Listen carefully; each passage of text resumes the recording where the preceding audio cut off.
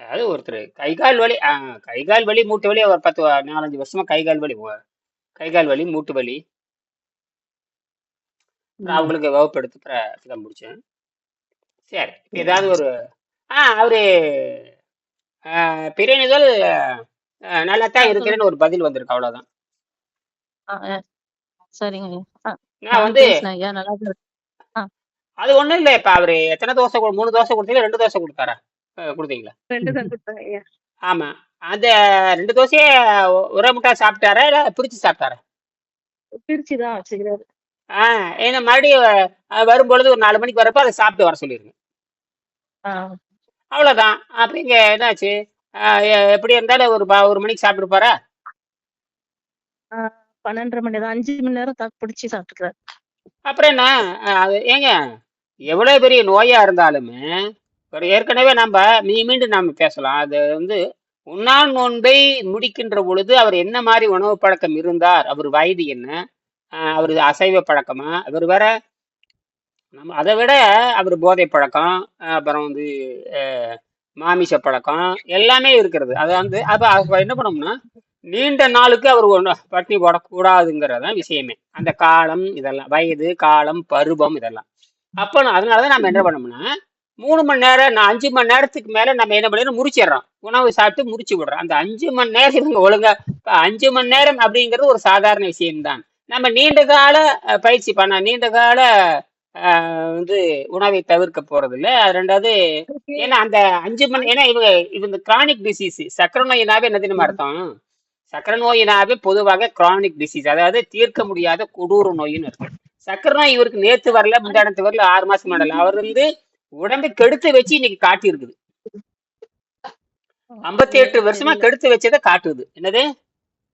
அவருக்கு டென்ஷன்ல வந்துருச்சு, எல்லாரும் கொடுக்குற டென்ஷன் தான் வந்துருச்சுன்னு சொல்றாங்க. ஆமா ஆமா, அவர் தானே கண்டுபிடிக்கிறார், நோயை கண்டுபிடிக்கிறது அவரு தானே. அப்ப டென்ஷனை விட்டு வெளியே வந்துட வேண்டியதானே. டென்ஷனை விட்டு போட்டு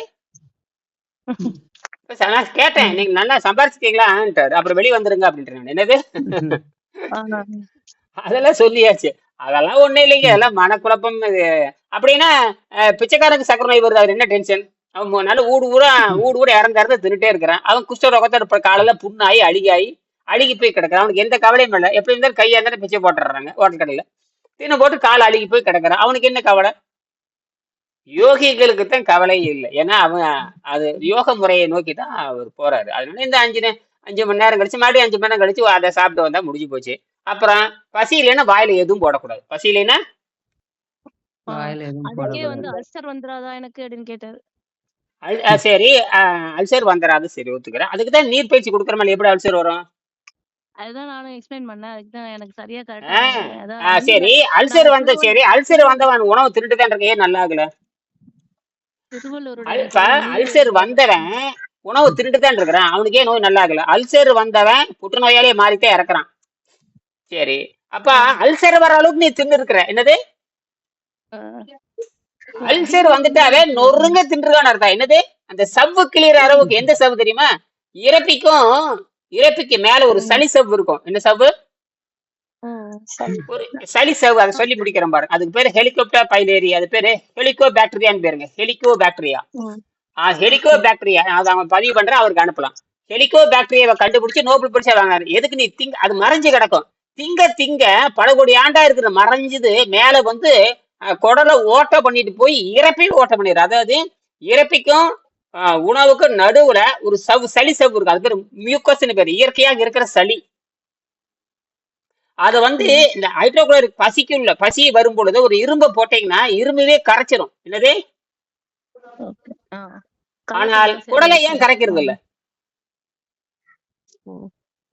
அந்த என்சைம் அவ்வளவு ஸ்ட்ராங் இல்ல என்சைம் தான் கரெக்ட் தான். நடுவுல இருக்கிற சளி இருக்கு பாரு, அந்த சளி தான். அந்த சளி வந்து இறப்பையோட இதுதான் இயற்கை மிகப்பெரிய ஆற்றலை. இயற்கை வந்து தன்னை தகவமைத்துக் கொள்கிறது. இப்ப இயற்கை என்ன உணவு போடுற? இப்ப சரி, குடலே அரிக்கிறது இல்ல, ஆனா நீ சாப்பிட ஆட்டு குடலை அரிக்குதா இல்லையா? குடலை உன்னுடைய சொந்த குடலையே வந்து அது உன்னை காப்பாத்துது. நீ செத்து போயிருன்னு சொல்லிட்டு நடுவுல சவ்வு வச்சிருக்குது. ஆனா ஆட்டுக்குடலை திங்கும் பொழுது புற்றுநோய் வந்துருது. இதெல்லாம் தெரியுது பாருங்க. தெரியல. இப்ப தெரியல. பாருங்க. இப்ப தெரியுதா? என் முகம் பாருங்க ஐயா. நான் நல்லா இருக்கேன். நல்லா இருக்கா? ஆ, தலைக்கு ஆ, தண்ணி ஆ. தெளிச்சுட்டு ஐயா காய்ச்சல் மூச்சாச்சு. எங்க போச்சு? காய்ச்சல் எல்லாம் போயிடுதா? கொஞ்சம் காலையில இருந்தது ஐயா, ஒரு 9 மணிக்கு மறுபடியும் கொஞ்சம் குளுக்கோஸ் லெமன் புழிஞ்சு சாப்பிட்டேன். போய் குளிங்க. அதுக்கப்புறம் நல்லா குளிச்சுட்டேன். அரை மணி நேரம் என்ன பண்ண குளிச்சுட்டேன். மேல குளிங்க. குளிச்சாச்சு ஐயா. அந்த இப்ப கொஞ்சம் குளிக்கிறப்போ பரவாயில்ல. சிறுநீர் பிரியணும். சிறுநீர் பிரி கிட்டத்தட்ட 20 ம் நிமிஷம் அப்படியே உட்காரணும். 20 நிமிஷம் ம் ம் 20 நிமிஷம் அப்படியே உச்சியில ஊத்துனா உட்காரணும். சிறுநீர் தானாவே பிரியும். ம் சிறுநீர் தானா தெரியும். அப்பதான் நிறுத்திக்கலாம். சரி, இப்ப உங்களை ம் மாதிரி ஒருத்தர் வந்து ஒரு 5 வருஷமா நம்ம ம் முதுகு வலியில் இருக்கிற அம்மையார் மாதிரி, உங்க மாதிரி கைகால் வலி இருக்கிற மாதிரி ஒருத்தருக்கு இந்த கையை வந்து இப்ப நீங்க இப்ப கையை மேல தூக்குங்க. 2 கையை மேல தூக்குங்க. இந்த மாதிரி அவங்களால தூக்க முடியாது. இந்த மாதிரி தூக்க முடியாது இப்ப அவரால. ஒருத்தர் வந்திருக்காங்க. இப்பதான் பேசி முடிச்சேன். ம் நீங்க கைய மேல சரிங்க. தூக்குறீங்க, காலத்துக்கு மேல போடுறீங்க. அவங்க கைய மேல ம். தூக்கவே முடியாதுங்கிறாங்க. என்னது? தூக்க முடியல. எத்தனை வருஷமா? 6 வருஷம் அவதிப்படுறாங்க. எத்தனை வருஷமா? 6 வருஷம். அப்புறம் தோசை சுட முடியாதுங்கிறாங்க. இப்ப வந்து இப்ப தோசையை வந்து சுடுறதுக்கு திருப்பி போட முடியல, கையை ஆமா. நீட்ட முடியலையாம. அதாவது இப்படி வச்சுட்டே திருப்புறாங்க. எப்படி? இப்படி வச்சுட்டே கை அத நீண்ட முடியல. இப்படியே வச்சுக்கிறாங்க திருப்பி. கையை நீட்ட முடியாது. ஒரு டம்ளர் ம். மேல தூக்க முடியாது. 1/2 கிலோ கத்திரிக்காய் மேல தூக்கி ம். தோல்ல போட்டு சுமந்துட்டு வர முடியாது. அந்த லட்சணத்துலதான் உடம்பு இருக்குது. எந்த லட்சணத்துல? ம். ஆனா 3 வேளைக்கு 4 வேளைக்கு 5 வேளைக்கு 7 வேளைக்குள்ள போயிட்டு தான் இருக்குது. போயிட்டே இருக்கு. கை கால் தூக்க முடியலனாலும். அதெல்லாம் உள்ள போயிட்டு இருக்கு. தவறாம போயிட்டு இருக்குது. என்னது? ம். நான் சொன்னேன் லட்சத்துல ஒரு நாள் தான் தப்பிக்க முடியும் அப்படின்னு. அது உங்க ஊரு தான். எங்க? இதுலதான் தாம்பரம் பக்கத்தால. தாம்பரம். தாம்பரம் ம். கிட்டதான். ஐயா ஆமா. லட்சத்துல ஒரு ஆள் இல்லையா, கோடியில ஒரு ஆளு. நான் சொன்னேன் நானும் இப்படித்தாம உங்களை மாதிரி தின்னுட்டு தான் இருந்தேன். இப்பதான் கொஞ்சம் கண்ட்ரோல் பண்ணிருக்கேன்னு சொன்னேன். நானும் 25 வருஷமா திங்காம இருக்கிறேன் அப்படின்னு சொன்னேன். அதாவது நீங்க திங்கறத நான் திங்கறது இல்ல, அவ்வளவுதான். அப்படியே தின்றதால குறைச்சிக்கிறேன். இப்ப நான் என்ன சொன்னேன்னா, நான் அப்படியே சுத்தன்னு சொல்லவே இல்ல. நீங்க திங்கிற உணவை வந்து 100ல 1 பங்கா திங்கிறேன். நீங்க 100 பங்கு திங்கிறீங்கன்னா நான் 1 பங்கு திங்கிறேன், அவ்வளவுதான். ஏன்னா எனக்கு உணவு மேல நம்பிக்கை இல்லாதனால குறைச்சிட்டேன். உணவு மேல உணவு அவசியம். ஐயா ஐயா ஒரு டவுட் கேட்கலாமா ஐயா? கேளுங்க. ஐயோ, நம்ம வகுப்பு இப்ப பாடம் நடத்துறதை விட சந்தேகம் கேட்கறதா பெரிய பிரச்சனை. சொல்லுங்க. சந்தேகம் கேட்டுக்கிட்டே இருக்கணும். நாம உலகத்திலே பலகீனமான பிறவி மனிதன் தான். அவன் கடைசி வரைக்கும் பிறர் உதவி எதிர்பார்த்தே ஆக வேண்டுவர். வழியே இல்லை. கேட்டா 6ஆம் அறிவுங்கிறான். 6ஆம் அறிவு 7ஆம் அறிவுங்கிறான். ஆனால் யோகிகள் மட்டும்தான் தனித்து இயங்குவார்கள். புரியுதா? கேளுங்க. ஐயா நீங்க வந்து மோசன் போய் எவ்வளவு நாளுங்க ஆகுது? எத்தனை வருஷம்? எல்லாரும் கேக்குற கேள்வி நீங்களும் கேக்குறீங்க. சரி, அது இயற்கையானதா? சரி, இப்படி பதில் சொல்லாம தின்னா இப்படி பதில் 2 பதில் சொல்லலாம். தின்னா வெளிக்கு போகும், திங்கலாம் வெளிக்கு போகும். இதுதான் பதில். இப்ப சில பேர் கேட்பாங்க, என்னங்க நீங்க திங்கவே மாட்டேன்னு கேட்பாங்க. அட முண்டமே, தின்னா வெளிக்கு போயிருமாடா, திங்கல போகாது மாட்டாங்க. அப்படிதான் போட்டு குழப்புவேன். என்னது? எப்பயுமே பதில் நேர்த்தியா சொல்லக்கூடாது. அவன் சிந்தி, நீ சிந்திடா. நீ முதல்ல நான் எப்படி இருக்கு நீ சிந்தி முதல்ல. ஏன்னா உணவு பழக்கப்பா நான் சொல்றேன் பாருங்க, இன்னொன்னு புரிஞ்சுக்குங்க. நீங்க சாப்பிடுறது எதுவுமே உணவு கிடையாது. உண்மையான இப்ப நீங்க இட்லி தின்னாலும் அது உணவு கிடையாது, கீரை தின்னாலும் உணவு, அதெல்லாம் உணவே கிடையாது. அதெல்லாம் அத நீங்க புரிஞ்சுக்காம நீங்க திம்பிக்க மாட்டீங்களா? அதுதான் உடம்பை இயங்கிட்டு இருக்குது. இதுல நம்ம ஒவ்வொரு வினாடியுமே 300 வாட்ஸ் மின்சாரத்தை உற்பத்தி பண்ணுது. யாருக்கு? யோகிங்களுக்கு. யோகினா யாரு? நாம தான். உடல் தூய்மையானவங்க. உடல் தூய்மையானவங்க. இப்போ ஒண்ணுமே இல்ல. வள்ளுவர் இடத்துல சொல்லுவாரு, யோகிகளை தூய்மையானவர்கள் என்று காட்டுவதற்காக நீ உன்னை தூய்மைப்படுத்திக் கொள்ள மறந்து விட்டாயா? அதாவது மற்றவர்களை உயர்த்தி காட்டுவதற்காக நீ உன்னை தாழ்த்தி கொண்டாயான்னு ஒரு கேள்வி கேட்கிறார். இதுக்கு என்ன அர்த்தம் சொல்லுங்க பார்க்கலாம். மற்றவர்களை உயர்த்தி காட்டுவதற்காகவே இப்ப நீயும் தூய்மையா இருந்து அவரும் தூய்மையா இருந்து வித்தியாசம் தெரியாது இல்லப்பா. இந்த பக்கம் ஒரு வெள்ளை துணி, அந்த பக்கம் 2 வெள்ளை துணி. 2 வெள்ளை துணியா இருந்தா எது வெள்ளை துணி சொல்ல தெரியாதுல்ல. 2 சமமா இருக்குது. அப்படி ஆனா ஒரு பக்கம் அழுக்கு துணி இருக்குது, ஒரு பக்கம் வெள்ளை துணி இருக்குது. அப்ப நீங்க என்ன சொல்லுவீங்க? அழுக்கு துணியும் வெள்ளை துணியும் இருக்கும்போது ஒரு வித்தியாசம் தெரியும். ஆக அந்த வெள்ளை துணியை வந்து உயர்த்தி காட்டுவதற்காகவே இந்த அழுக்கு துணியாக நீங்க உங்களை அடுக்கிப்படுத்தி கொண்டீங்க. அப்ப நீங்க அடுக்கவெல்லாம் இருக்கிறீங்க. ஏன்னா அவர்களை உயர்த்தி காட்டுவதற்காக. அது உங்க வேலை அல்ல. அது நம்ம நம்மளும் அந்த மாதிரி தான், நம்மளும் யோகிகள் தான். இதைத்தான் என்ன சொல்றாரு, துறந்தார்க்கு துப்புரவு வேண்டி, துறந்தார்க்கு துப்புரவு வேண்டி மறந்தார்கள் மற்ற அவர்கள் தவம்னு வாழ்க்கை துணை நடத்தல சொல்றாரு. அதாவது குடும்பத்தாருக்கு பிரம்மச்சரியம் அவசியம் இல்லை. ஆகையினால நீங்களும் தூய்மை செய்து அவர்களைப் போல மேன்மை அடையலாம்னு அர்த்தம். அதான் வள்ளுவர் எழுதுறாரு. வள்ளுவர் மாதிரி எவன் அதுதான் வள்ளுவரை பற்றி நம்ம 25ஆம் பாடத்துல 26ஆம் பாடத்துல வள்ளுவரும் சில சிந்தனைகளும் இருக்கு. அதெல்லாம் ரொம்ப ஆழமான செய்திகள். அதை வச்சுதான் நான் பேசுறேன். இதெல்லாம் எவ்வளவு நுட்பமா பேசிட்டு பாருங்க. அதனால ஒரு பிரச்சனை. அப்புறம் அவங்க அந்த அம்மாட்ட சொன்ன ஒன்னும் கவலைப்படாதீங்க. இப்ப நான் எதுக்கு அந்த வள்ளுவரும் சில சிந்தனைகளை பத்தி பேசலாமா? சித்தம் 10 நிமிஷம் பேசி முடிச்சிடலாம். சரியா? அப்ப அவ்வளவுதான். கேளுங்க. வள்ளுவரும் சில சிந்தனைகள் எங்க இருக்கு பாத்திருப்பீங்க, எல்லாருமே பாத்திருப்பீங்க. 34ஆம் பக்கம் உங்களை படிக்க சொன்னேன். 35 36 பின்னாடி பக்கம் நான் கொஞ்சம் படிக்க சொன்னேன். யாராவது படிச்சீங்களா? படிச்சிருந்தா அதுல தொடங்கலாம். இல்ல திருவள்ளுவர் சிந்தனைகளும் அப்படி படிக்கலாமா? பாருங்க, எடுங்க.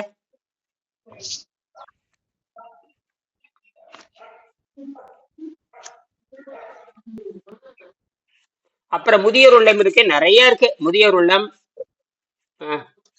திருக்குறளில் சில முக்கிய பகுதி 25 24 என்னது 158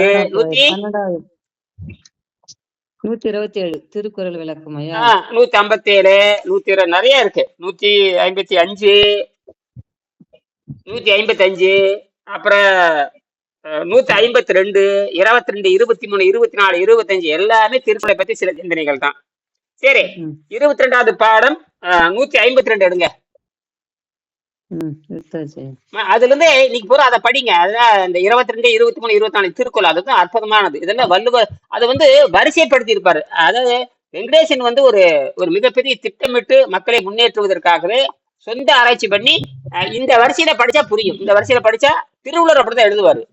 திருவள்ளுவர் ஒரு குறளுக்கு ஒரு கேள்வி கேட்பாரு. திருவள்ளுவர் ஒரு இடத்துல கேள்வி கேட்டாருன்னா, உதாரணத்துக்கு 10வது அதிகாரத்துல ஒரு கேள்வி அவரே கேட்டிருப்பாரு. அதுக்கு பதில் எங்க இருந்தா சொல்லியிருப்பாரு? 50வது அதிகாரத்துல சொல்லுவாரு. எத்தனாவது அதிகாரத்துல? அதான் புரியுதா பிரேணுதல்?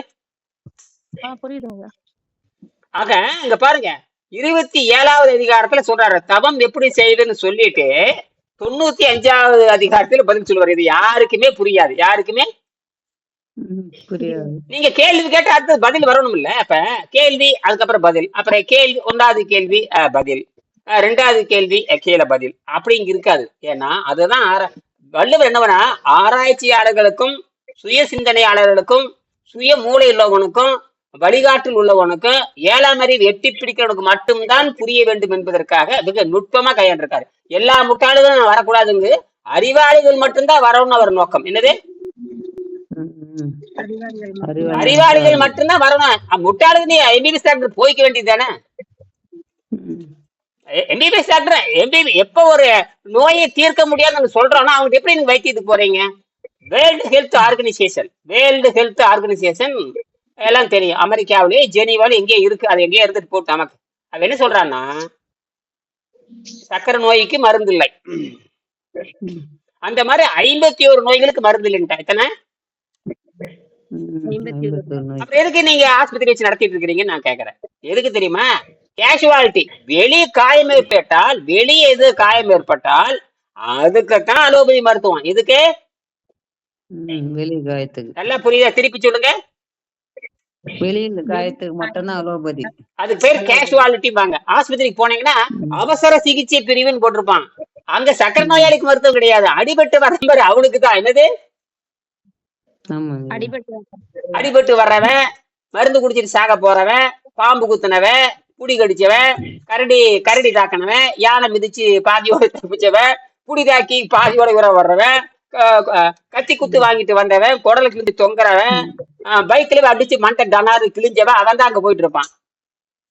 நம்ம உடம்பு அப்படிதான் குத்துயிரும் கொலையுமா கிடக்குது. அதுதான் கேஷுவாலிட்டி.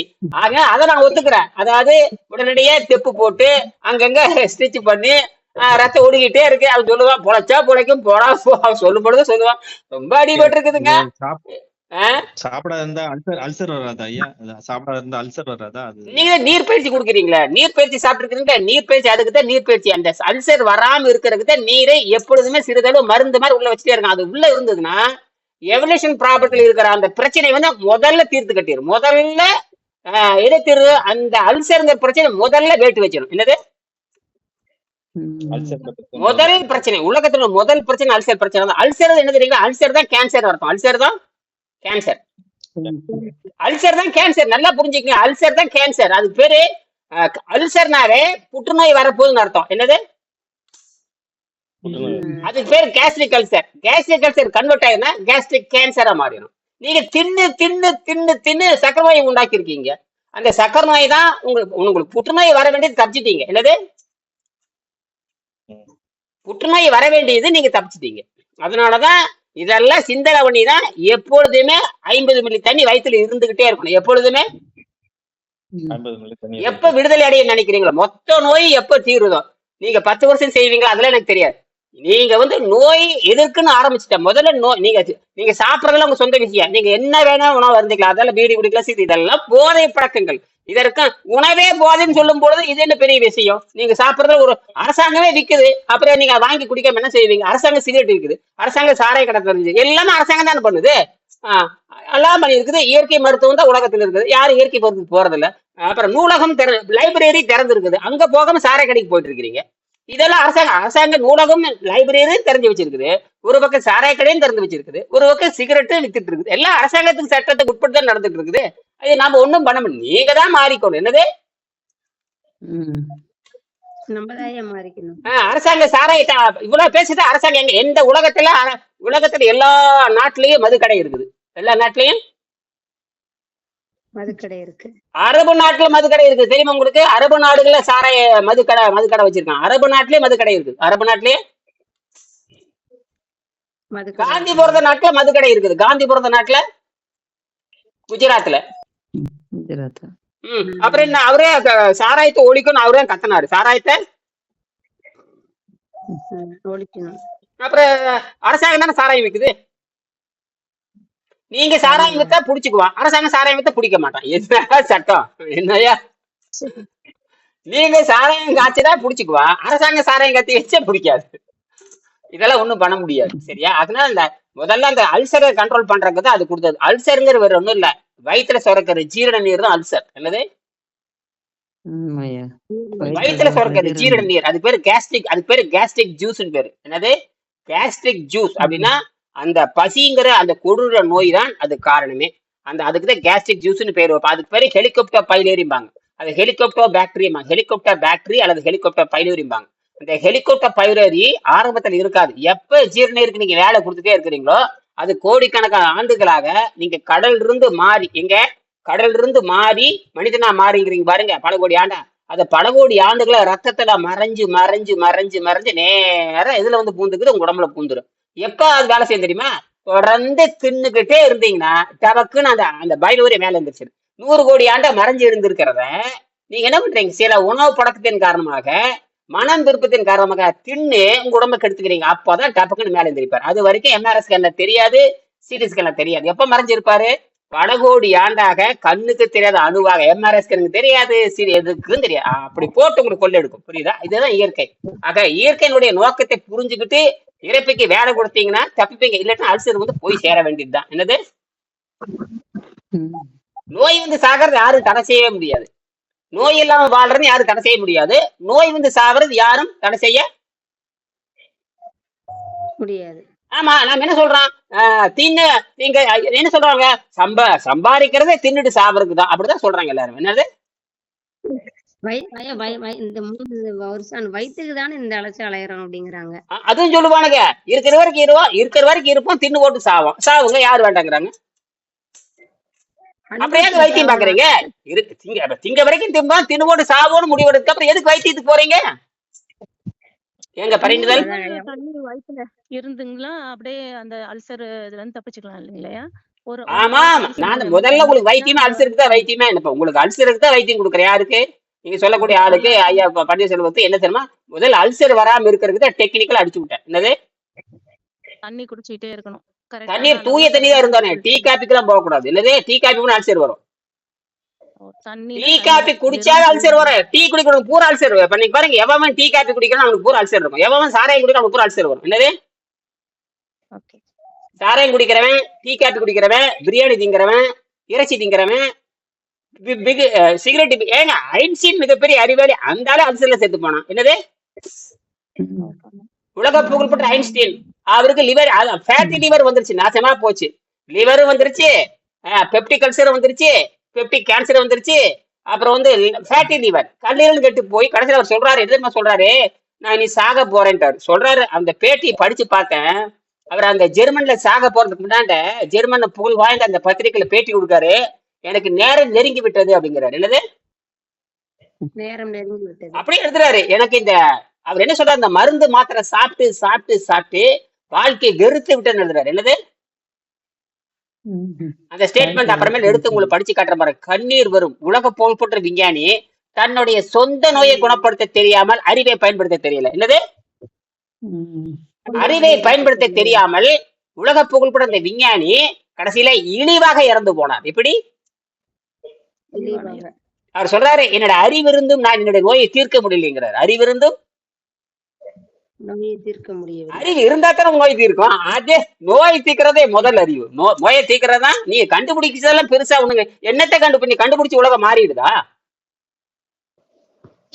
அப்படி என்ன உலக பிரச்சனை தீர்ப்பதற்கு, அதாவது தன்னுடைய அதாவது என்ன சொல்ற வள்ளுவர், அறிவினால் ஆவதுண்டு. அறிவுனா என்ன தெரியுமாங்கிற, அறிவினால் ஆவதுண்டு பிரிதின் நோய் தன் நோய் போல் போற்றா கிடைக்கிறார். இதுக்கு என்ன அர்த்தம் தெரியுமா? அறிவு என்றால் என்ன தெரியுமா? அடுத்தவன் துன்பத்தை தன் துன்பமாக நினைத்து அதை போக்குவதே சிறந்த அறிவுங்கிறாரு. இப்ப எனக்கு என்னன்னா, இப்போ எல்லாருக்கும் ஒரு பிரச்சனை சொல்றீங்க, வள்ளுவர் சொல்றாரு, டே ஒன்ற நோயை தீர்க்கிற விடுறா, அடுத்த நோயை தீர்ப்பதற்கு முயற்சி பண்ணுங்கிறாரு. என்ன சொல்றாரு, அடுத்த நோயை தீர்க்கறதுக்கு முயற்சி பண்ணுங்கிறாரு. ஒன்ற நோயை கிடக்கட்டும்னா அடுத்த நோயை தீர்ப்பதற்கு நீ முயற்சி பண்ணாதான் உன்னோட அறிவுங்கிறாரு. இப்ப நான் இப்ப எந்த நிலையில வைக்க போறீங்க சொல்லுங்க. இப்போ நான் இனியன் எந்த நிலை, என்னுடைய நோயை பத்தி பிரச்சனை இல்ல, யாரோட நோயை பத்தி கவலைப்படணும்? அடுத்தவர்கள் நோயை. அந்த அடுத்த நோயை நீ போக்கினாக்கா உனக்கு சொந்த அறிவு இருக்குன்னு அர்த்தம். அடுத்த நோயை எப்படி போக்குறாயோ அப்பதான் உனக்கு அறிவு இருக்குன்னு அர்த்தம் அப்படின்னு எழுதுறாரு. இப்ப ஐன்ஸ்டீனுக்கு வருவான். கரெக்ட் தான். அப்ப ஐன்ஸ்டீனுக்கு வருவான். ஐன்ஸ்டீன் தன்னுடைய நோயை தீர்க்க தெரியாத பொழுது அடுத்த நோய் எப்படி தீர்ப்பாரு? இப்ப என் பதில் சொல்லுங்க. ஐன்ஸ்டீன் வந்து தன்னுடைய நோயை தீர்க்கறதுக்கு யோகிதை இல்லை. என்னது, அவருடைய நோயை அவரால் தீர்க்க முடியல. அப்படின்னு அவர் எப்படி அடுத்தவனுக்கு வைத்தியம் பார்ப்பான்னு கேக்குறேன். பார்க்க முடியாதுங்க ஐயா. அப்புறம் அவர் அறிவாளியே முட்டாளா? முட்டாள்தான். முட்டாள் தான். எப்ப தனக்கு வந்த நோயை தான் தீர்க்க தெரியலையோ அவன் பேர் என்ன, முட்டாள் தான். அவன் பேர் என்ன பாருங்க. அவர் என்ன சொல்றாரு படிக்க பாக்குறேன் பாருங்க. I want to go. அதுல பேச்செல்லாம் கிடையாது. நான் சும்மா படிச்சு பாக்குறேன், திரைநெதுக்காக சொல்றேன். அவரே ஃபேட்டி லிவர் அல்சர் வந்து சாக போறாரு. அது ஜெர்மன்ல புகழ் பாய்ந்த பத்திரிகைகள் வருது. அந்த பத்திரிகை இப்ப பின்னால சொல்றேன். I want to go when I want. நான் போக விரும்புறேன். நான் விரும்பும் பொழுது நான் போக விரும்புகிறாரு. அதாவது I want to go when I want he said. அவர் சொல்றாரு, it is tasteless to prolong artificially. இங்க பாருங்க, இது என்ன சொல்றாரு பாருங்க இந்த இடத்துல. It is tasteless to prolong artificially. அதை சுவையற்ற இந்த வாழ்க்கையை நீட்டிப்பதில் நான் விரும்பவில்லைங்கிறார். சுவையற்ற இந்த வாழ்க்கையை செயற்கையாக நீட்டிப்பதில் எனக்கு விருப்பம் இல்லைங்கிறார். கொடூரமான சிந்தனை. என்னது, இட் இஸ் டேஸ்ட்லெஸ்ங்கிற. இட் இஸ் டேஸ்ட்லெஸ்னா இது வந்து ஒரு சுவையற்ற, என்னது, டு ப்ரொலாங் ஆர்டிபிஷியல் செயற்கையாக நீட்டிப்பதில் எனக்கு விருப்பம் இல்லை. அப்படின்னா மருந்து தின்னு தின்னு சுவை இல்லாம. எங்க ஃபேட்டி லிவர் வந்தா நாக் அவுட் ஆயிரும். ஃபேட்டி லிவர் வந்தா அல்சர் வந்தா வேலை செய்யாது. அல்சர் வந்தா நாக்கு வேலை செய்யாதுங்கோ. வேலை செய்யறது சுவை தெரியாமல் போய்விடும். என்னது, வைத்திருக்கேன். நோய் வந்தா தெரியும், சுவையும் தெரியாது ஒரு புடலங்காய். இது காய்ச்சல் வந்தா தெரியும் பாருங்க. போதுமே சொல்லுவாங்க, வாய்க்கே பிடிக்கல புடலங்காய். அது உடம்பு வேண்டான்னு சொல்லுது. இவன் சொல்லுவான், ஐயோ எனக்கு வாய்க்கு, உனக்கெல்லாம் வாய்க்கு பிடிக்கல, உடம்பு வேண்டான்னு சொல்லுது. என்னது? உடனே இவன் முடிவு எடுத்துக்கிறான், எனக்கு பிடிக்கல. என்ன போய் பிடிக்கல? உடம்பு வேண்டான்னு சொல்லுது. நீ என்ன பண்ற? ஆளுமை அப்படி உடம்பு வேண்டான்னு சொல்றது விட்டு போட்டு எனக்கு பிடிக்கலன்னு சொல்றான். அவனை போட்டு மண்டையில எனக்கு சரியான கோபம் வருது. கையில இருக்கிற பழசு எங்க வீட்டு சொல்லுவாங்க, முண்டு கட்டை எடுத்து சாத்துப்பாங்க. என்னது? எந்த கட்டை எடுத்து சாட்டுறது? உடம்பு வேண்டாம்னு சொல்லுது, இவன் வேண்டாம்னு சொல்றான். நாம அதே எங்க அம்மா சொல்லுவாங்க, அவனை பழைய முண்டு கட்டில எடுத்து அடிப்பாங்க. என்னது? அது தெரியாம தாங்க ஐயா. அதுதான் ஆணவம். அதாவது மனம் முந்திக்குது. அதை உடலை குறை சொல்லக்கூடாதுங்கிறதுக்காக இந்த, ஏன்னா மனம் தான் உடம்பை கெடுத்தது. என்னது? மனம் தான் உடம்பு கெடுத்தது. ஏன்னா மனம் விரும்புறது திங்கிறான், அல்சர் வந்துருது. மனம் தான் விரும்புறது. உடனே ஒரு காரணம் பண்ணுது. இப்போ முந்தா நேரத்தை நான் அப்படியே கடை வீதியில போயிட்டு இருந்தேங்க. உண்மையா ஒரு சம்பவம் நடந்தது. கடை வீதியில இந்த செல்லோட்டோ வாங்குறதுக்கா போயிருந்தேன். அப்போ ஒருத்தன் வந்தான், வயசு ஒரு 46 வயசு இருக்கு. பாட்டி சேர்த்து போச்சுக்கு 10 ரூபா கொடுங்குறான். பாட்டி சேர்த்து போறதுக்கு நீ எத்தனை 10 ரூபாய் கேட்கறேன். கடைசியில பக்கத்து கடை சொல்றாரு, சார் அவன் பாட்டியை காரணம் வச்சுக்கிட்டு 10 ரூபாய் வாங்கிட்டு போய் சாராயம் குடிக்கிற கேட்கறாங்கிறான். என்னது? பாட்டி சேர்த்து போனா வீட்டுக்கு பாட்டிக்கு அழுகத்து விட்டு போட்டு பாட்டி சேர்த்து போச்சாமா. அந்த சோகத்தை மறைக்கிறதுக்கு 10 பேருக்கு பிச்சை எடுத்துட்டு சாராயம் வாங்கி குடிக்கிறான். சாராயம் வாங்கி குடிச்சுட்டு பாட்டி சோகம் மறந்துருமாமா. என்னது? எப்படி எல்லாம் பிச்சை எடுக்கிறாங்க பாருங்க. என்னது? மனசை கட்டுப்படுத்த முடியல ஐயா. அது காரணம் பாருங்க. இவனுக்கு சாராயம் குடிக்கிறதுக்கு யாரு மேல பழி போடுறான்? பாட்டி மேல. பாட்டி இருக்குதா போய் அவனுக்கு அந்த பாட்டி இருக்குதா போது. எனக்கு பாட்டி நான் பாத்துருக்கேன், அவன் யாருமே தெரியாது. எங்க பாட்டி சேர்த்து போச்சுங்க 10 ரூபா கொடுக்குங்கிறான். அப்புறம் பக்கத்துல இருக்கிற சிரிச்சாரு, இனியன் அவனுக்கு கொடுத்தீங்கன்னு வச்சுக்கங்க, அவன் எங்கே போறேன் சாராய கடைக்கு தான் போவாரு. அப்புறம் ஏன்டா எந்த பாட்டிடா சேர்த்து, எப்படா சேர்த்து? அப்புறம் முடிக்கிறான். ஏன்டா போய் சொல்றீங்க பரதேசிகளான்னு சத்தம் போட்டு வந்தேன். தொலைஞ்சு போங்கடா கரம் முடிச்சு, ஏன்டா இப்படி போய் பேசுறீங்க? சாராயம் குடிக்கிறதுக்கு அது மாதிரிதான் சாராயம். சில எழுதுவாங்க, போதை கட்டி போனாங்க, எனக்கு ப்ரெஷர் அதிகமாயிடுச்சு, மேல் இடத்துல அதிகமாயிடுச்சு, கீழ் இடத்துல அதிகமாயிடுச்சு. கீழே போய் தற்கொலை பண்ணிக்க வேண்டியதுதானே? அது எதுக்கு சாராயம் குடிக்கிறேன்? நேரா போய் தற்கொலை பண்ணிக்க வேண்டியதானே? நீ என்ன சாதிக்க போறீங்க? மேல் இடத்து சொல்லப்படி கேட்டு நீங்க என்ன சாதிக்க போறீங்க? உங்க உயிர் போக போகுது. என்னைக்குறதால உயிர் போறதானே? நேரா போய் முடிச்சுட்டு உலகமே பிரச்சனையே முடிஞ்சதே. அப்படி தற்கொலை பண்ணீங்கன்னா திருப்பி என்ன பண்ணுவீங்க? அந்த அணு சுத்திக்கிட்டே இருக்கு, பூமியில சுத்திக்கிட்டு தான் இருக்கு. அணு விடுதலை அடையாது. அணு என்ன ஆகாது? உண்மையா உடம்ப சுத்தம் பண்ணிட்டு 100 ஆண்டு வாழ்ந்து அதுவே உயிர் மேல பிரிஞ்சு போயிடும். 100 ஆண்டு எப்ப பழுத்த படம் தானா கலந்து விழுகுதோ அது வரைக்கும் தூய்மை. தின்னதெல்லாம் மறந்துடணும். எல்லாம் தின்னாச்சுதான். இனிமேல் என்ன திங்க போறீங்க? இப்ப நான் சைவம் தின்னு பார்த்துட்டேன், அசைவம் தின்னு பார்த்துட்டேன், கருமாதி 100 கருமாதிக்கு போய் பார்த்துட்டேன், கல்யாணத்துக்கு 100 கல்யாணத்துக்கு போய் பார்த்தாச்சு. எல்லாமே ஒண்ணுக்கு ஆகாததுதான் எதுவுமே. ஐயோ உண்மைதான். அப்ப நான் கல்யாணத்துக்கு போய் நான் 100 கல்யாணத்தை பார்த்து என்ன பண்ண போறேன்? 100 கறிமாதி பார்த்து என்ன பண்ண போறேன்? 100 தடவை பிரியாணி தின்னு என்ன பண்ண போறேன்? 100 தடவை இட்லி தின்னு என்ன பண்ண போறேன்? எல்லாம் எந்த முன்னேற்றம் தராது. எந்த முன்னேற்றத்தை ஒரு பைசா பிரயோஜனம் இல்லையா. அதைத்தான் சொல்றேன். அதாவது வள்ளுவர் சொல்லுவாரு, எதிலிருந்து நீங்குகிறாயோ அதிலிருந்து துன்பம் இல்லை. என்னது? அதான் சொல்ற, யாதனின் நீங்கியா நோதல் அதனின் நிழல். இதை நான் சொல்லி முடிக்கிறேன். I want to go when I want. He said, it is tasteless to prolong artificially. I have done my share. It is time to go. I will do elegantlyங்கிறாரு. It is time to go. அதாவது இது சரியான நேரம் எனக்கு வந்துருச்சு. It is time to go. I will do elegantly. அதாவது ஒரு சிறப்பு, ஏதாவது ஒரு சிறப்பான ஒரு தன்மையை நான் செய்திருப்பேன். அது மட்டும் சொல்றாரு. நான் இந்த சமுதாயத்துக்கு ஏதோ சிறந்து செஞ்சிருக்கேங்கிறாரு. I have done my share. நான் என்னுடைய பங்களிப்பை இந்த உலகத்துக்கு நான் தந்திருக்கிறேங்கிறார். அதே நேரத்தில் எனக்கு போகின்ற நேரம் வந்து விட்டது. என்னது? போகின்ற நேரம் வந்து விட்டது சொல்றாங்க. It is time to go. I will do elegantly. நான் நல்லது சிறப்பாக செய்வேன்ங்கிறாரு. என்ன செய்வேன்? எல்லாம் பஞ்சர் ஆகி, அது சட்டி சுட்டதாடா கை விட்டதா இல்ல கெட்டு குட்டிச்சோராயி. அவரு நல்ல சிகரெட் அடிக்கிறவர் தான். யாரு? இந்த ஐன்ஸ்டீன் படத்தை பாருங்க, வாயில ஒரு சிகரெட் தொங்கிட்டே இருக்கும். இந்த கௌரவம் படம் பாத்திருக்கீங்களா? சிவாஜி சிகரெட் குடிப்பான், பாத்திருக்கீங்களா இல்லையா? கௌரவம் படத்துல கௌரவம் படம் பாத்திருக்கீங்களா? யார் பாத்துருக்கா? அவன் சிகரெட் குடிக்கிறது எப்படி இப்படி ஒரு பைப் மாதிரி வச்சிருப்பான், என்னது ஒரு குழாய் மாதிரி. ஆமா ஆமா அதத்தான் ஐன்ஸ்டீன் எப்ப பாரு வாயில தொங்கிட்டே இருக்கான், என்னது இவன் தான் அறிவாளி. யாரு? ஐன்ஸ்டீன் தான் அறிவாளி. இதை விட பேர் இருங்க, அண்ணாதுரைன்னு ஒருத்தர் கேள்வி, அண்ணாதுரைன்னு ஒருத்தர் இருந்தாரு, கேள்விப்பட்டிருக்கிறீங்களா? அண்ணாதுரை தெரியாதவங்களா இருக்குங்க? ஆ? அண்ணாதுரை தெரியாதவங்க இல்லையா தமிழ்நாட்டுல? மூக்குல என்ன போட்டுருவாரு தெரியுங்களா? மூக்குல என்ன போட்டே இருப்பாரு தெரியுமா?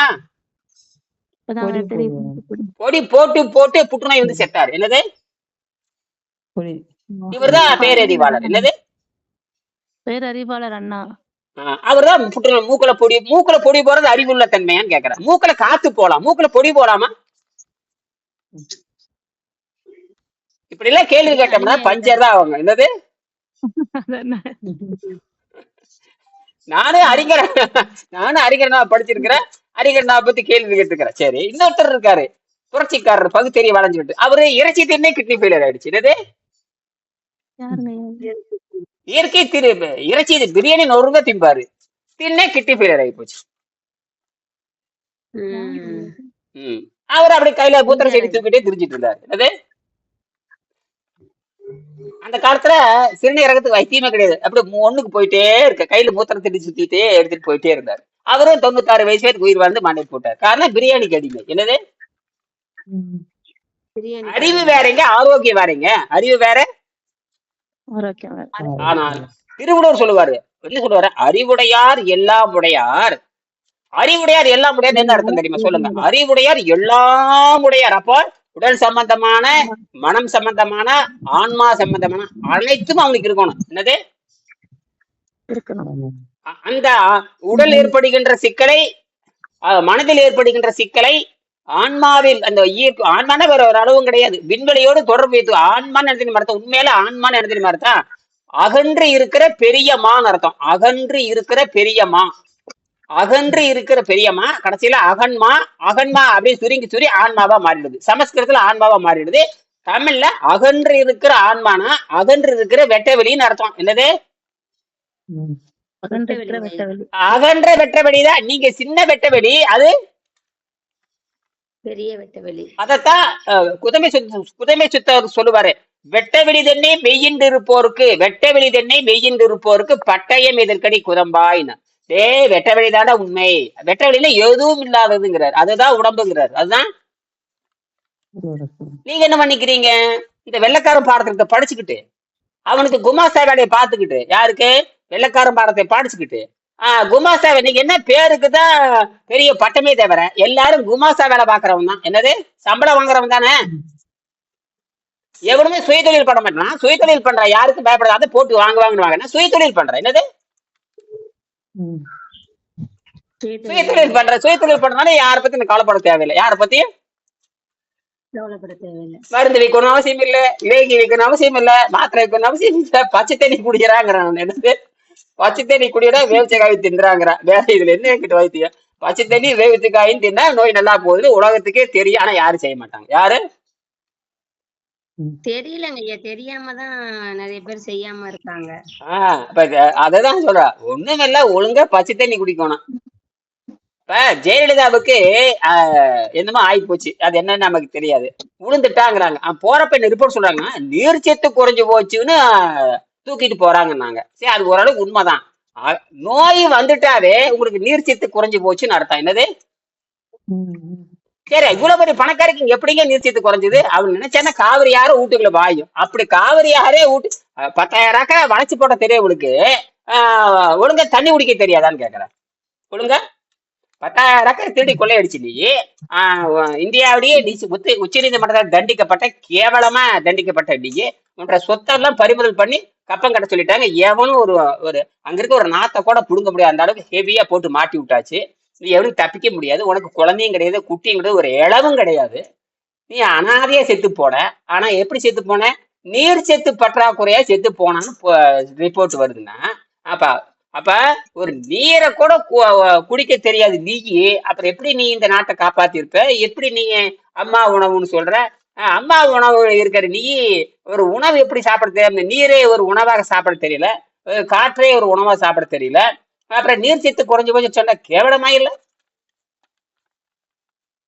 அப்படித்தான் இப்ப ஐயா நாங்கெல்லாம் ஆ, நாங்கெல்லாம் உங்ககிட்ட பயிற்சி எடுக்கிறோம்னா ஏதோ போன பிறவியில ஏதோ ஒரு புண்ணியம் பண்ணியிருப்போம் போல ஐயா.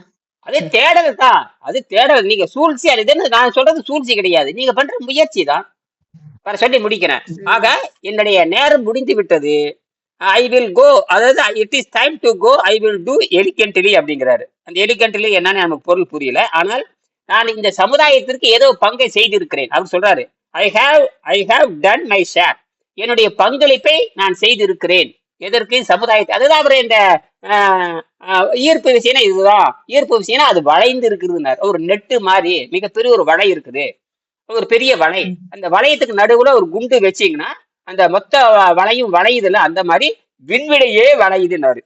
நான் சொன்னேன் விண்வெளி மட்டும் வளையறதுலப்ப விண்வெளியும் வட்டத்துலதான் இருக்கு. நான் என்னுடைய கருத்து என்பது ஐன்ஸ்டீன்ல இருந்து கொஞ்சம் நீட்டிக்கிறேன். நான் ஐன்ஸ்டீன் வந்து அரை வட்டத்தை சொல்றாரு, நான் முழு வட்டம் சொல்றேன். என்னுடைய கண்டுபிடிப்பை வந்து சர்க்குலர் மோஷன் தான் என்னுடைய கண்டுபிடி. இது இனியனுடைய கண்டுபிடி. இது வரைக்கும் எவனும் சர்க்குலர் மோஷன் ப்ரூவ் பண்ணவே இல்லை, நான் தான் ப்ரூவ் பண்றேன்.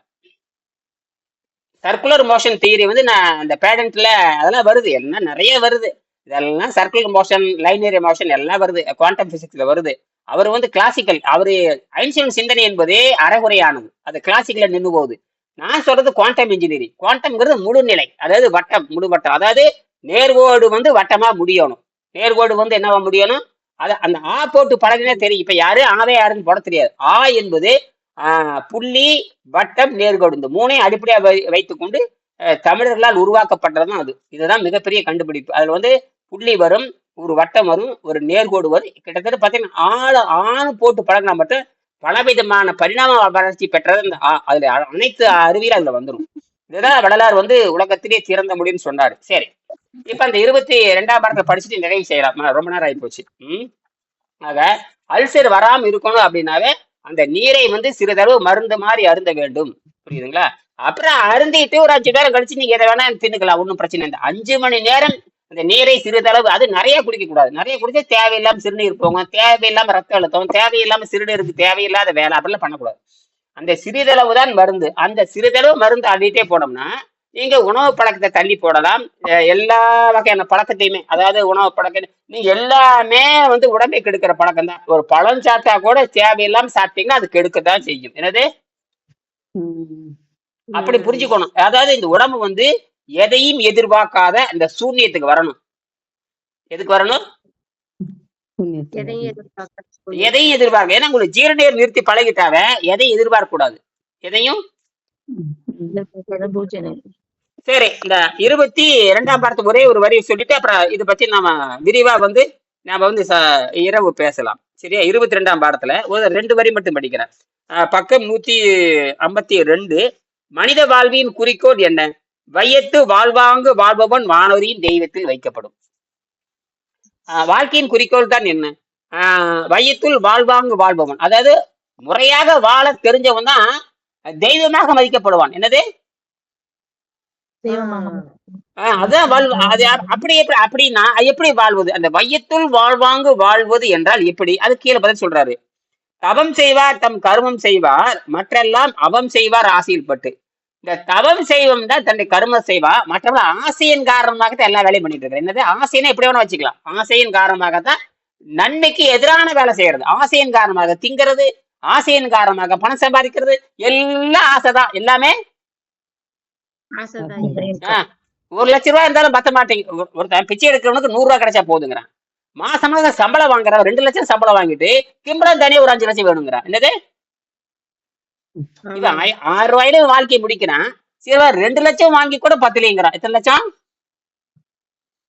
2 லட்சம். நீங்க 2 லட்சங்கிறீங்க. மந்திரி வந்து தினம் 100 கோடி வேணுங்கிறான். மந்திரி 100 கோடி. அப்புறம் பிரதமர் வந்து தினம் 1000 கோடி வேணுங்கிறான். என்னடா இது? கடைசியில எங்கடா சுடுகாட்டுக்கு போய் சுட்டு சாம்பலாக்கிடுறாங்க. கடைசியில நினைக்கிறாங்க சுடுகாட்டுக்கு போய் சுட்டு சாம்பலாக்கிடுறாங்க. என்னது?